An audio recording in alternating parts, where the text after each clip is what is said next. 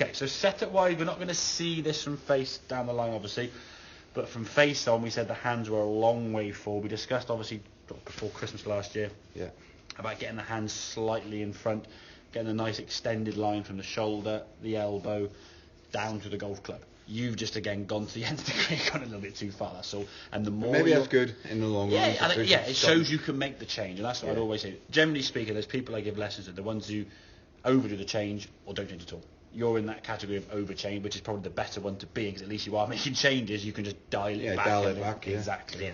So, but the important thing is to make sure those shoulders are level, sort of square in terms of level, but tilted slightly left shoulder higher. We don't want them to be leveled off and aiming to the left, because if the shoulders at setup are aiming this way, your path is going to be generally that way. Now, if we look at these two swings here now, okay, as you go back on the left hand one, close as we can see it, there we go. So takeaway, all very good. Club working back nice and low. To the backswing, decent, very, very good. Same again with this one. Club going back nice there.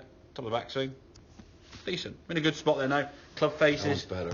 Club face is fairly square. Okay, a little bit open maybe, but for the most part, no problems there at all. Left arm across your shoulders there, nicely on plane. Lovely, okay? Herein lies the change.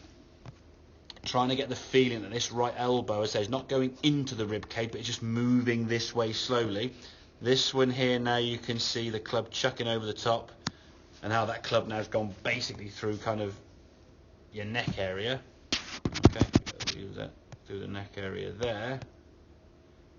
Okay, and then this one here now,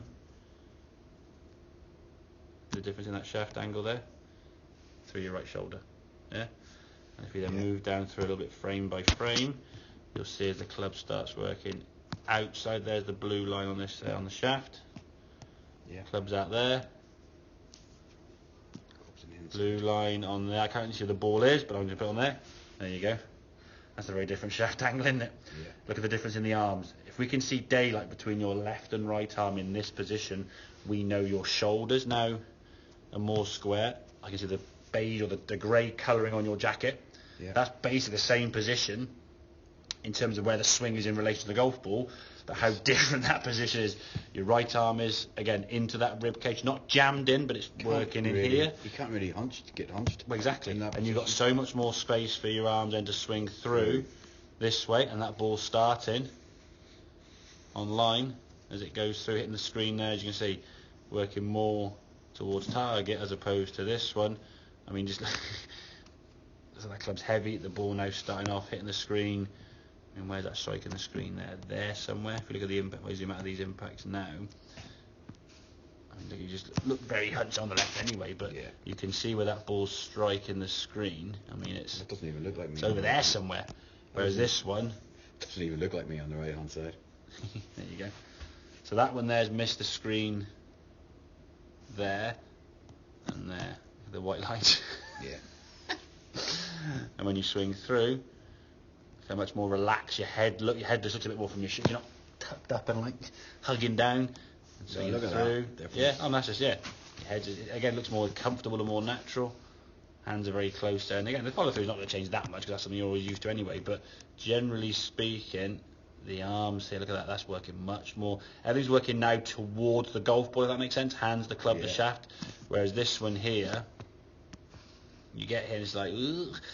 Everything's moving out away and over the top there. So I'd say from this position, your club was sort of moving in this direction, where this one's moving there. You see, so out over that way, club outside and across it, big pulleys, slices. Whereas this one now, look at that. You could still go further down. Oh yeah, you could, but don't. At the moment now, it's enough of a change and that's probably, I would suggest, I could definitely say it's the best I've seen you swing it. Yeah, it's on it. Lovely.